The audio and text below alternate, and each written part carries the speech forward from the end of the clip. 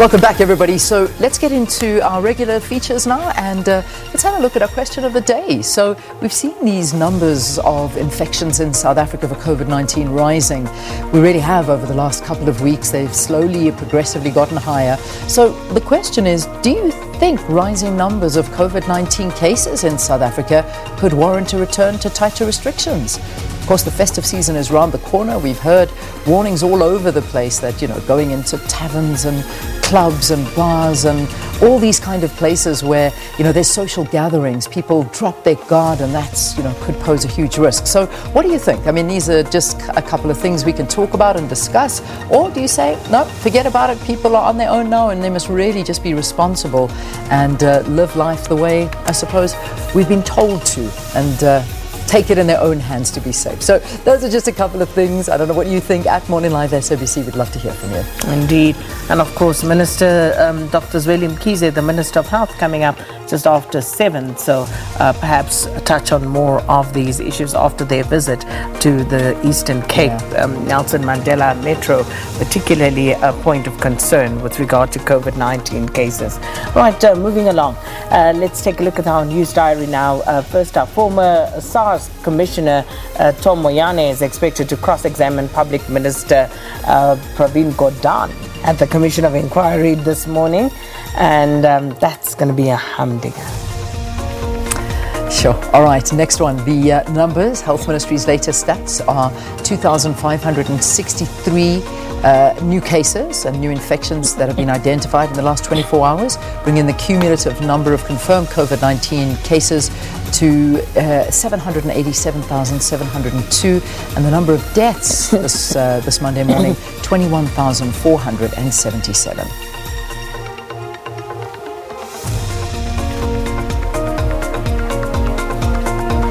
Right. The next one is moving on to those trending topics. First up, hashtag COVID-19 SA for obvious reasons. And as you mentioned earlier, Leanne, evidently, moving into the festive season has got us thinking a little bit more about the numbers, the rising number of infections especially, and also what's likely to happen, talking about what the various possibilities may be. Last week, I think you mentioned the issue of Gauteng and the numbers. Yeah. So there's quite a lot going on, and people particularly scared and cautious about moving to hotspot areas.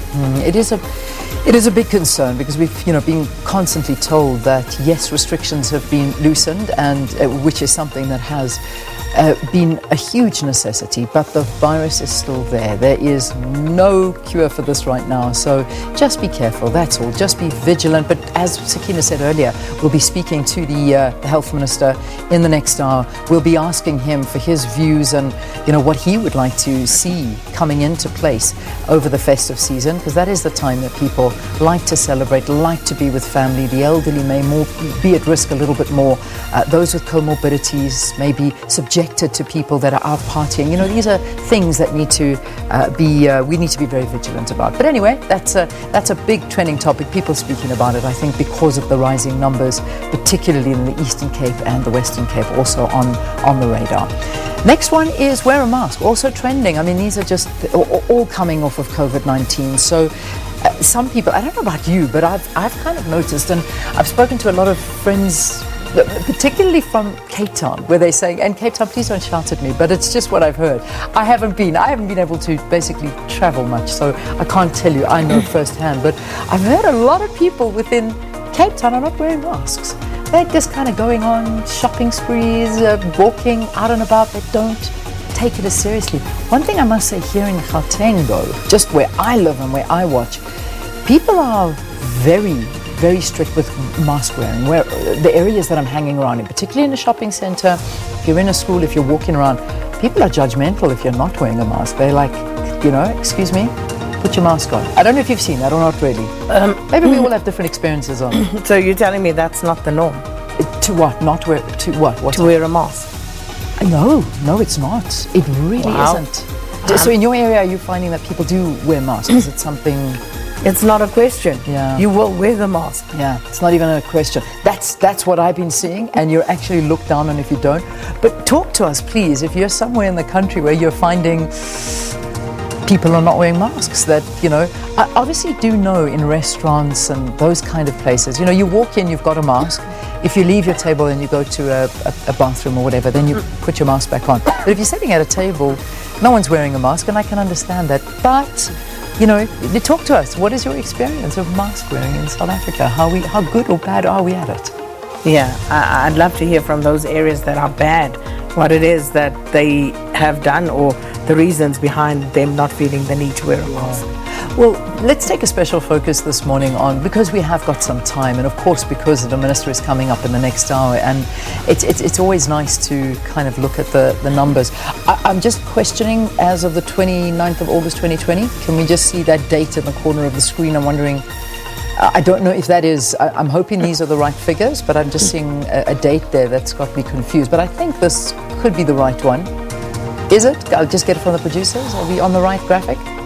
No, they took it off. Okay, I don't know if that was the right graphic. Apologies, I just saw that date jumping up, so it might not be the right one. But the other trending topic is VEED Bank, Sakina. It certainly is, Leanne. And maybe throw up that tweet. This is, of course, from Jackson Mthembu, Minister Jackson Mthembu. And this is what he had to say, what he actually tweeted about VEED Bank. He said, "I'm in my hometown of VEED Bank. A cadre and former MK soldier reminded me once again of the difficulties and the serious socio-economic difficulties that they are faced with. I could only cry. I hope the team led by the DP will do justice. It's just so painful." So naturally, that got quite a reaction from people. So people wanted to know, why is it that this is the response, talking about selfish people, rather, in terms of some cadres and what they want, but some saying the whole country is facing the same problem, so what makes this so special? But of course, this one from Mickey says, politicians have a tendency of thinking they are just ordinary South Africans, like they not excuse me, the government, and they're not in power. 26 wasted years, and now only you want to cry crocodile tears. Now, see, that is the crux of the matter for me. For Minister Jackson Mthembu to say he's shocked, like, what has happened? If you don't know, who should know? Yeah, this is the reality. Who's in charge? Who's in government here? Yeah, and it's true, and that's what that is the shocking bit to me. Yeah, people just saying, you know what, it's just very disappointing to come from someone like you that actually has the power to make a difference and to actually do something. And they were saying, and here's another one from Tokozani, basically saying the ANC embarked on this project about 5 years ago, but the project is yet to be completed. I've tagged at Lindiwe Sisulu SA, but she too has not taken note of this problem. Maybe she will take note when she's been addressed by a former MK, and there's just a photograph of a not finished construction and all of these things. And funnily enough, I think also on the weekend I saw our Finance Minister Tito Mboweni also taking to Twitter and putting up a picture of a hospital, and this was like, I don't want to say it was in the Eastern Cape, but I feel it was, and it was just dilapidated and falling apart, and he was asking the same questions. How is this allowed to happen?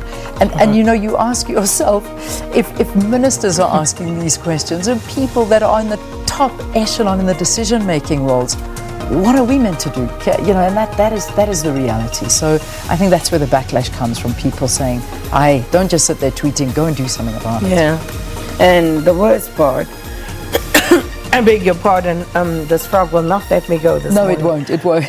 But the worst part about all of this for me, Leanne, is that unfortunately, at times, lives are lost as a result of this shoddy workmanship. Last week, we were reporting of 4 children who had died in the Pretoria area because some contractors had come, did some work, left these trenches open, and 4 children actually drowned in those. So it's not just a matter of people not doing what they're supposed to do. These actions actually have very serious and fatal repercussions at times. Yeah, it really, really is. It's devastating. It absolutely is. And the destruction. I was just checking up on that tweet from the finance minister. It wasn't in the Eastern Cape. I beg your pardon. It was in Tsenin in Limpopo. So that was where he was highlighting an awful. It was he said it used to be the thriving Swiss mission center near Tsenin. There was a hospital, a school, a cathedral, and a beautiful residential space. What a sad state of affairs it is now. And again, similar responses from South Africans. All right, let's leave it there. Those are the let's park those trending there topics for the morning. Yeah, for this morning. Are we taking a break? Yeah, let's take a break. We might have something for you about the SABC after this. Do stay tuned.